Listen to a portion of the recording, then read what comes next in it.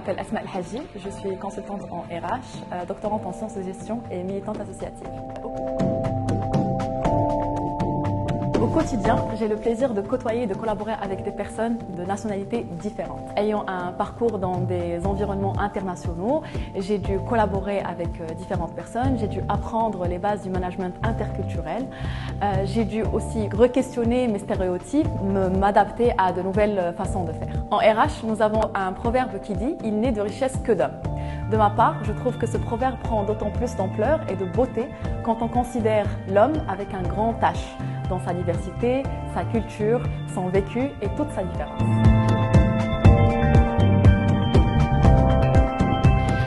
Pour l'anecdote, étant amenée à faire une mission à l'étranger, on me demande d'où est-ce que je viens.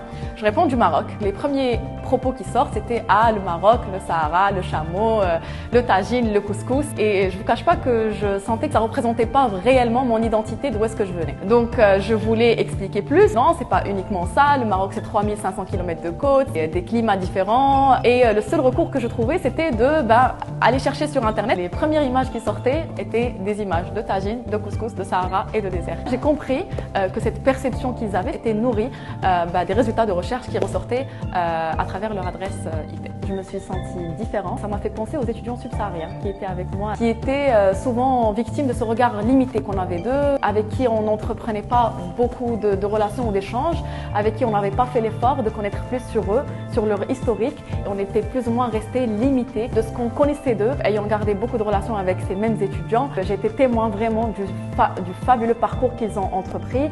Et ayant porté ce regard, ayant re-questionné mes jugements, j'ai trouvé que les relations que j'ai pu entretenir avec eux plus tard étaient d'autant plus riches, réelles et authentiques. Dans mon parcours associatif, j'ai été amenée à voyager un peu partout dans le monde. Ce très modeste parcours m'a fait comprendre que, au-delà de toutes nos différences, il y a un socle de valeurs et de causes communes qui nous réunissent. Pour vivre ensemble, la bataille est d'abord intérieure et personnelle. Il faut vraiment qu'on sollicite notre curiosité, notre empathie pour comprendre l'autre et apprendre à le connaître.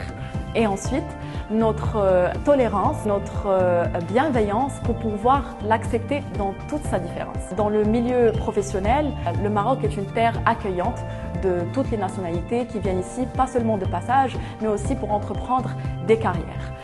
Je pense que le management et la collaboration internationale est certainement un axe d'apprentissage qui doit s'insérer dans les curriculums de formation et que l'on doit pratiquer. Parce que si aujourd'hui on est dans une optique d'accueil de talents qui nous viennent d'un peu partout dans le monde, c'est à nous de faire l'effort de les intégrer, c'est à nous de faire l'effort de les comprendre, de les motiver et de faire en sorte qu'ils donnent le meilleur d'eux-mêmes dans notre pays.